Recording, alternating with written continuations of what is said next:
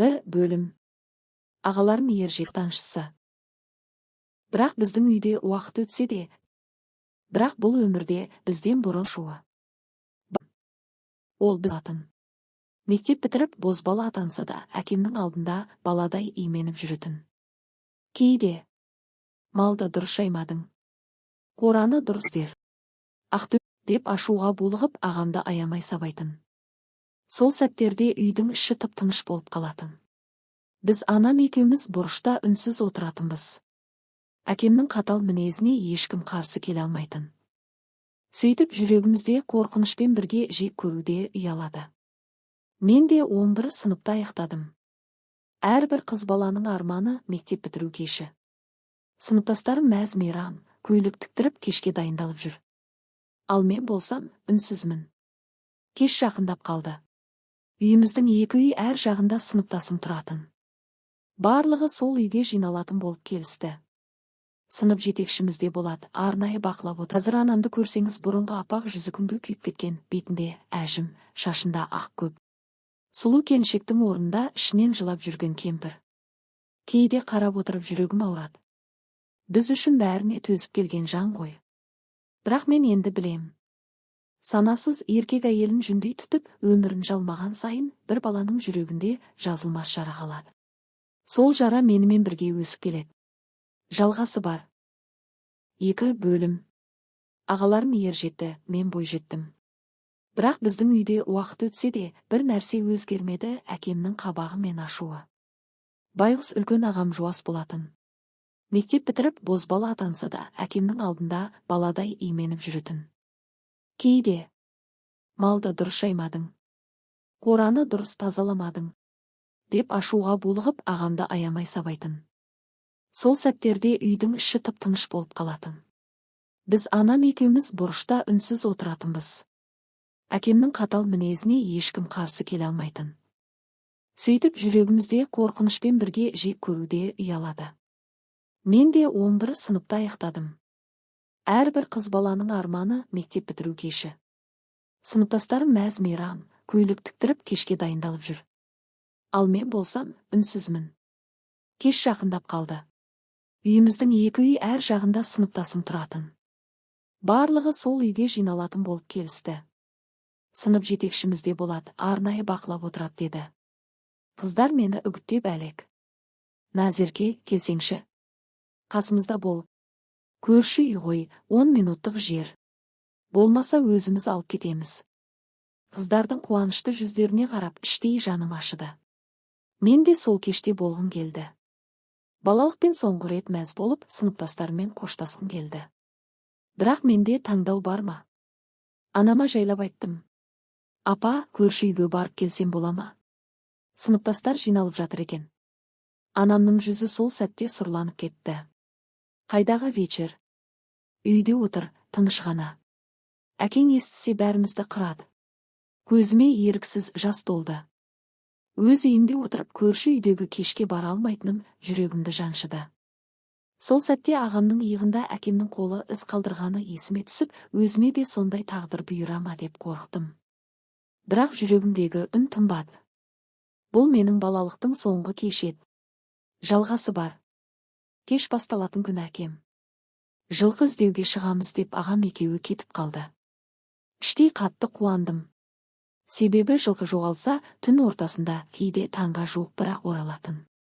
Ал мен көрші үйде өтетін сыныптастар кешіне 12-ге дейін барып қайтуға мүмкіндік алам деп үміттендім. Анам барма дегенмен көңіл мені жетектеді. Бұл соңғы кеш еді, мектеппен, сыныппен қоштасу. Алайда барған соң қатты өкініп қалдым. Қалған қыздар ерекше көйлекте боянып сыланып әдемі болып келген. Ал менде қарапайым көйлек, тіпті бетімде бояу да жоқ.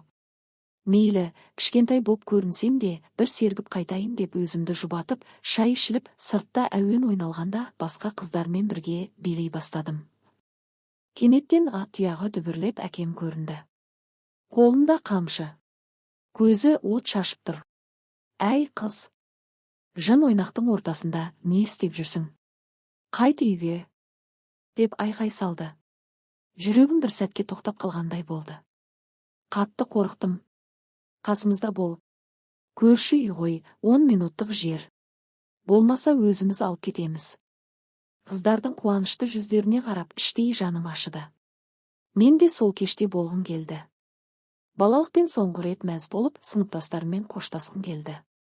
Бірақ менде таңдау бар ма? Анама жайлап айттым.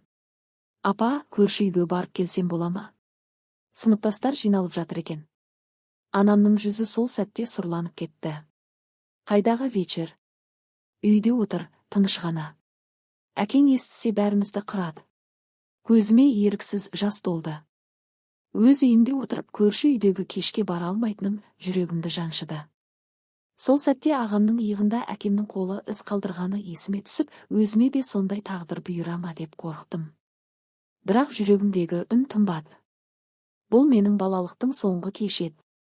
Жалғасы бар. 4 бөлім. Әкемнің сол күні оңбай таяғын жедім. Бірақ ол ауыртпақ маған бәрібір еді. Өмірдің өзі қызықсыз тұғын. Анамдай сұлулығым болса да, тіршіліктің еш мәні жоқтай. Сол бір кеште сүйіп қойғанымды неше жыл өтсе де қалжың етіп айтып жүрді. Көйлектегі ылғалды бәрі байқады. Әкем болса, сынып жетекшіме де бас салды. Мұғалімсің бе, не қылғаның? Жын ойнақтың басы өзің екенсің ғой. Балық басынан шіриді деген осы. Қамшының ашуы арқамда, көз жасы бетімде, көйлектегі масқарамен үйге қарай жүгірдім. Ол сәт мен үшін тек бір түн емес, бүкіл жастықтың дағындай көрінген сәті болды. Жалғасы бар.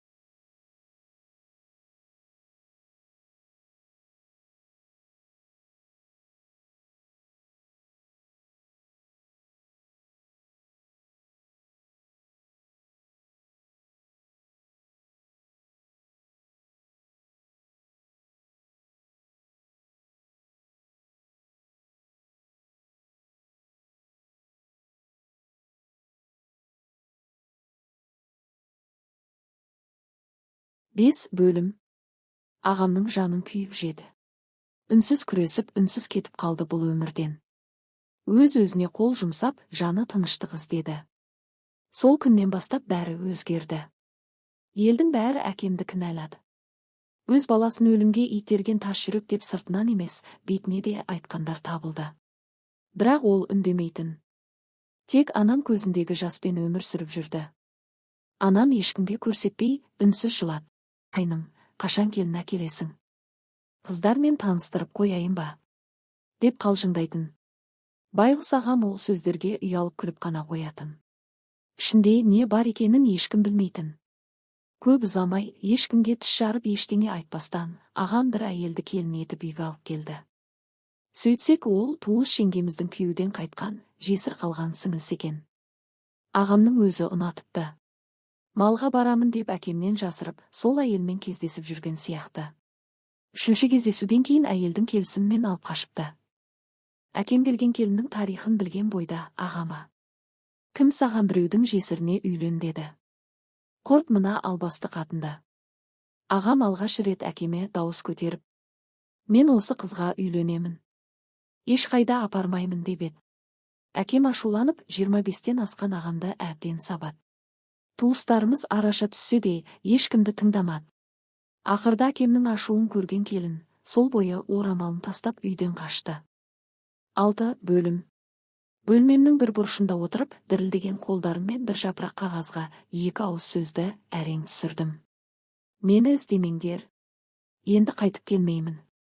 Осыны жазып болған соң, құжаттарымды жұқа салафанға мұқият орап, киімнің ішіне жасырып алдым. Үй ішіндегі абыр-сабырды пайдаланып, әпкеммен бірге үн-түнсіз қашып шықтым. Жол бойы көліктің терезесінен сыртқа көз тастап, үнсіз жыладым. Қайран жүрегім бір жақтан бостандықтың лебін сезініп қуансам, екінші жағынан ағамның өмірден қызық көрмей, тым ерте кеткені жүрегімді қарс айырды. Іштей бәріне әкемді кінәладым, көр соқыр, ештеңені аңғармайтын бейшара әке. Анам ше, өз балапандарын қорғай алмаған, көлеңкеде өмір сүрген бейкүнә анам. Оған да ызаң келді. Мен өз-өзіме баяғыда уәде бергенмін, анамның тағдырын қайталамаймын деп. Бірақ тағдыр мені мазақ еткендей, дәл сол жолға итермелеп келе жатқанын сезбедім де. Алланың маған дәл осындай өмірді дайындап қойғанын білсеңші. Жалғасы бар. Қарындасы үйден қашқан үшін осы күнге дейін араласпай келіпті. Бір кезде адам аяғы басылған соң, әлгі әпкем мені оңаша бөлмеге шақырды. 7 бөлім. Әпкем үйіне әкелді. Күйеуінен ажырасып кеткен екен. Балалары бар. Ең үлкені менен 5 жасқа кіші ер бала. Анасының қорғаны. Бауырларына қамқор. Әпкем тойханада повар. Мені сол қасына алды. Бірақ администратор, жас қыз деп даяш етті. Сол жерде жұмыс жасап ақша жинап. Құжаттарыңды ал. Қазір такси келеді. Ешкімге айтпа. Әйтпесе әкең сені де өлтіреді, сен де өміріңді қор қыласың деді. Шынымен де ағам кеткелі менде өзіме қол салып өлгім келді. Амалсыз анамның қасында сүйретіліп жүрген едім. Әпкемнің сөзінен кейін көзімнен жас ыршып кетті. Үнсіз бас изеп келістім. Жалғасы бар.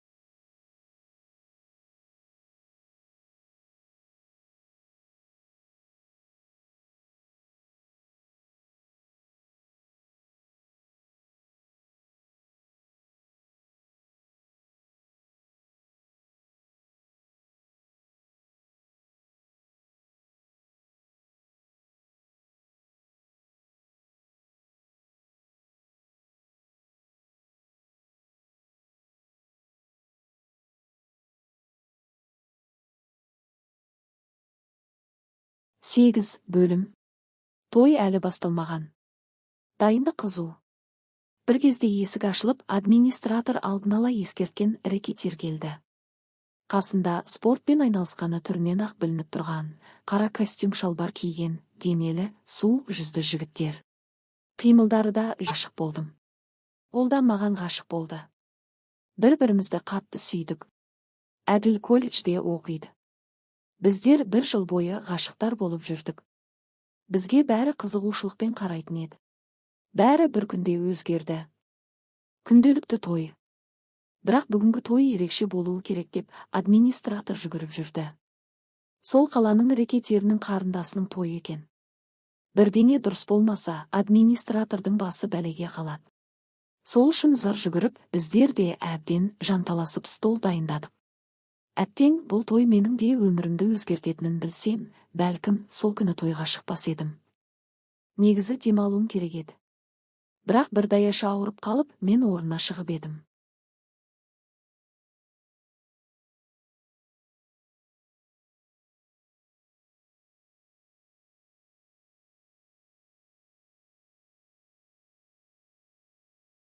Тоғыз бөлім. Той қызып жатқан. Әсем әуен, қуанышты күлкі, бірінен соң бірі айтылған ақжарма тілектер. Сол сәтте залдағылардың назары ортаға шыққан бір келіншек ауды. Бұл әлгі рекетердің әйелі екен. Ол аға жеңгесі атанып құттықтау сөзін айтып жатты. Ішім біртүрлі құлазып кетті. Ол жас көрінеді. Бірақ оның да жүзіне қарап, оңай адам емес екенін сезесің. Бұзық екені көрініп тұр, өзіне тым сенімді, денесі тіп-тік, жанарын ешкімнен тайдырмайды. Ол ішке кіріп, үстел үстіне салфетка жайып, қыздармен әзілдесіп күліп тұрған мені байқап қалды. Мен де олар жаққа еріксіз қарай беріппін. Кинодан талай көргенім бар, ал шынайы өмірде алғаш рет ондай адамдарды көруім. Бір түрлі таңырқап, әлгі бастығына көзімді алмай қарап қалғанымды кеш байқадым. Ол жымиып маған тіке қарады да: «Ох, мынадай сұлу даяшы бар тойханада той керемет өтпей қайтсын», деді қулана күлген үнмен. Қып-қызарған бетімді жасырғым келіп, басымды төмен салдым. Ішімде толқыған бір сезім, қорқыныш пен қызығушылық араласқан. Ол болса залды аралап, әр бұрышты мұқият қарап жүр. Администратор жанында жүгіріп, бәрін түсіндіріп жатыр. Бірақ мен анық сездім, әлгі рекетердің назары менде. Көзқарасы маған қадалып тұрып алғандай. Жалғасы бар. 10 бөлім. Түні бойы әлгі рекетерді түсімде көріп, қорқыныштан шошып ояндым. Таң ата көзімді әрең ашып, өз-өзімді жұбата бастадым. Ол менің тұратын жерімді қайдан білсін дейсің? Жай, қорықтам деп айтқан сөзі шығар. Өзімді сабырға шақырып, шайымды ішіп алдым да қайта көзілдім. Негізі бүгін маған кешегі демалысымның орнына тынығуға рұқсат берілген. Үйде жалғызбын, әпкем жұмыста, кішкентайлар балабақшада, үлкендері үйірмеде. Кешкі 6 шамасында әрең оянып, душқа түсіп, үйге киетін жеңіл көйлек киіп, есік алдындағы шағын дүкенге шықтым. Жай ғана сусын мен тіске басар бірдеңе алғым келген. Бірақ дүкеннен шыққаным сол еді, төбемнен жай түскендей болды. Қарсы алдымда әлгі рекетер тұр. Қолында үлкен гүл шоғы. Жанында қара түсті қымбат көлік. «О, сұлуым! Оянып та үлгермепсің, сонда да қандай көріктісің», деді ол өзімсіне. «Мен сені көруге келдім. Кеттік, бірге серуендеп қайтайық». Тұла бойым мұздап сала берді. Таңданыс пен үрей бойымды кезек биледі. «Жоқ, ешқайда бармаймын», дедім тік қарап. «Бұл қалай болғаны? Мен ең қымбат сыйлық дайындадым. Үйімнің алдына келіп алып кетем», деді. Сол сәтте денем дір ете қалды. Ішімді әлдене түртіп өткендей. «Сіз не айтып тұрсыз өзі?» дедім шошынып. Бірақ ол мені естімегендей жай ғана бұрылып, артына қарайламай кете барды. Жүрегім дүрсілдеп, бір сәтке бәрі күңгірттеніп кеткендей болды. Қарапайым күннің астан кестеңі шыққанына өзімде түсінбей қалдым. Жалғасы бар. 11 бөлім. Сол түні көз іле алмадым. 4 қабырғаның іші тарылып, әр сәт сайын терезе жаққа жалтақтап отырдым. Есік кілттеулі. Nokia телефон қолымда, қырсыққанда ішінде бірлігі жоқ. Бірақ әділден әлі хабар жоқ. Қоңырау шалған сайын желі сөндірулі деген суық үннен басқа ештеңе естімеймін. Ойым сансаққа жүгіріп, әлгі адамның мен туралы бәрін қайдан білгенін түсіне алмай далмын. Демек, мені сырттай бақылап жүрген. Атымды ғана емес, сүйгенімді, жүрген орнымды бәрін біліп алған. Бұл енді жай қызығушылық емес. Бұл қауіптілік. Таң атты. Бүгін администратор да. Көзінен найзағай ойнап, қолындағы гүл шоғын атып жіберді. «Ертең дәл осы уақытта осында кел. Егер келмесең, сүйген жігітіңді жазалаймын». Аты әділ, солай ма? Деп жүзін суытып теріс бұрылып жүріп кетті. Сол сәтте шынымен қорқа бастадым. Бұрын жай сөз шығар дегенім енді расқа айнала бастағандай. Оның айтқаны нақты, ниеті шындап тұрғаны анық еді. Жалғасы бар.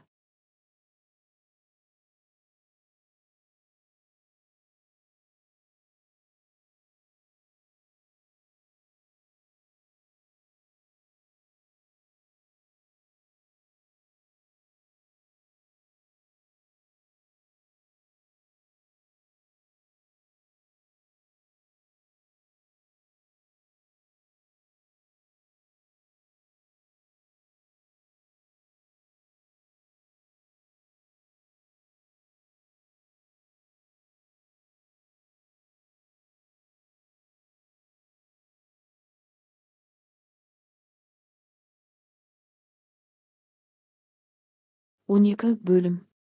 Қара көлікке отырған бізді үлкен, салтанатты бір кеңсеге алып келді. Алдымызға буы бұрқыраған кофе қойды. Қара былғармен қапталған креслода баяғы бастық отыр. Суық жанары бізге қадалды. «Қош келдіңдер», деді ол дауысы қатқыл әрі салқын шығып. «Мен 2 рет қайталап сөйлемеймін. Өмір бойы дегеніме жетіп үйренген адамын. Бір ғана шарт қоямын». Ол маған тесіле қарады. Сосын көзін Әділге бұрып, сен, Әділ, жігітсің, шығатын болдық. Сағат тілі 5-ке таяғанда жүрегімнің дүрсілі үдей түсті. Не істеймін? Барам ба? Бармасам Әділге бірдеңе істеуі мүмкін. Бірақ барсам өзімді қолына өзім ұстап беремін бе? Осы ойлармен айналып жүріп, өз-өзіме келгенде, үстімде қарапайым киім, шашым бос, көше есігі алдында тұр екем. Аяқ астынан бір көлік дабылы ойнап, жүрегім зырқ ете қалды.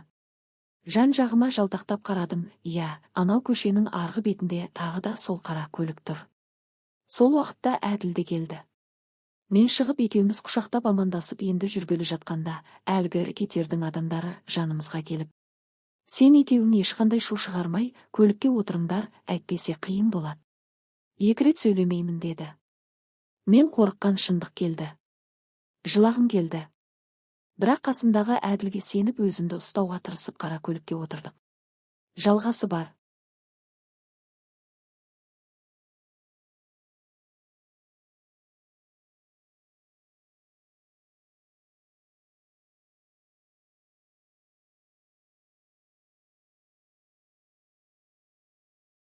Он үш бөлім. Ертеңіне әпкеме қысқа ғана хат жазып, телефонымды өшіріп, амалсыздан кеттім. Үйдің алдында қара түсті көлік дайын тұрды. Сол кеткеннен қайта оралмадым. Артымда қалған өмірім тек белгісіздікпен үнсіздікке айналды. Ол күннен бастап тура 15 жыл бойы бір рекеттердің көңілдесі болып өмір сүрдім. Бір жолы әпкеме күйеуге тидім деп жалған хабар бердім. Ол сәтте жанымда сол рекеттердің бастығы отыр еді.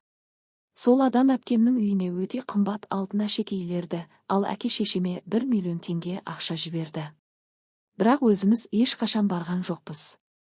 Күйеуге тидім деген тек аты ғана. Менен бірнеше жас үлкен адамның көңілдесі болдым. Бір пәтерде тұрдық. Ол қалаған кезде ғана келетін. Оның өз отбасы, әйелі мен балалары бар еді. Ал мен тек көлеңкесі сияқты өмір сүрдім. Ең ауыр сәт, жүкті болған кездерім. Қуануға себеп таппаған шақтар. Ол ішімнен ұрып бірнеше рет түсік жасатты. Соңында сол азаптың өтеуі ретінде жатырымнан айырылдым. Бірақ ол бәрін ақшамен жауып, жоқ етіп тастап отырды. Маған бала керек емес. Менің ұрпағымды көбейтемін деп әуре болма. Деп кесіп айтатын ол. 15 жыл өткенде бәрі аяқталды. Әлгі әрекеттердің бастығын біреу өлтіріп кеткенде, ел күйзелді. Ал мен алғаш рет шын қуандым. Сол күні ең қымбатым. Шарасыз күйде, өз еркімнен тыс, әлгінің тордағы құсы болуға келісім бердім. Әділ, жоқ, бұлай жасама, деп жалынды. Бірақ оның аяғынан қан сорғалап жатты. Жігіттер оны ауруханаға алып кетті. Мен жалғыз қалдым. Жылауымды тоқтата алмадым. Сол кезде әлгі рекетер жаныма келіп мені құшақтады. Енді жылама. Сені бақытты өмір күтіп тұр. Кәні, көз жасыңды маған көрсетпе. Деп бұйыра сөйледі. Сосын сөзін жалғап, ертең өз үйіңде боласың. Біздің үйде. Әпкеңе ауылға кеттім деп айтасың. Егер осы айтқанымнан ауытқып, шындықты жайсаң, әпкеңнің балаларын көзіңше өлтіремін. Бұл қалада мені бәрі сыйлайды. Милицияның өзі маған қызмет етеді. Ұқтың ба? Деді де, бетімнен сүйіп орнынан тұрды. Үйге келсем әкем бұл дүниеде жоқ екен. Аттан құлап мерт болыпты. Білесіз бе, тағы да бір түрлі қуандым. Егер ол тірі болғанда, мені бұл үйге кіргізбес еді. Кіргізсе де, алдымен жұдырығы мен таяғын көрсетері анық еді. Анам ғана, ана жүрегі ғана мені күтіпті. Қу тіршілікте әбден жүдеп, жүзі солып, көзі сөнген. Құр сүлдері қалған бейне. Бауырларын есейіп, әрқайсысы өз жолын тауыпты. Ал мен болсам 15 жыл бойы ешкіммен хабарласпадым. Хабарласуға мүмкіндігім де болған жоқ. Өмірім темір торсыз түрме секілді өтті. Жасым 35-те болса да өзімді күттім. Салон, массаж күтім бәрі болды. Әрине, күзетшілерім де жанымда жүрді. Сол себепті болар, жасымнан әлде қайда жас көрінемін. Бір күні қолыма қымбат смартфонымды алып, Instagram парақшамды аштым. Алғашқы ойым Әділді іздеу болды. Іздедім. Таптым. Бірақ ол үйленген екен. Балалары да бар. Сол сәтте өзімді ұстай алмай, көз жасымды тие алмадым. Әділ. Ол бір кездері менімен отбасын құрғысы келген жігіт еді. Мүмкін сол күні шайтан түртті ме, әйтеуір өзім бірінші болып жаздым. Ол аң-таң болды. Тірі екеніме сене алмай. Сен өлген шығар деп ойладым деді. Кездестік, қатты сағыныппын. Сол күн біз қайта табылдық. Екеуміз қайта қосылып қойдық. Әділ өзі тұратын қалада маған арнайы пәтер жалдап берді. Жақсы қызметте, айлығы да жаман емес. Бірақ мен оның ақшасы үшін емес, жүрегім үшін ұнаттым. Ол менің алғашқы махаббатым. Оны сүйемін. Шын жүректен. Әділ мені тоқалдыққа алғысы келеді. Бірақ әйелі қарсы. Сол әйелге жыным келеді. Себебі менде таңдау болмағанда, ол емес мен болар едім оның заңды жары. Бұл әңгімені ішіме сыймай жаздым. Жанымда ешкім жоқ. Жазып жеңілдегім келді. Соңы,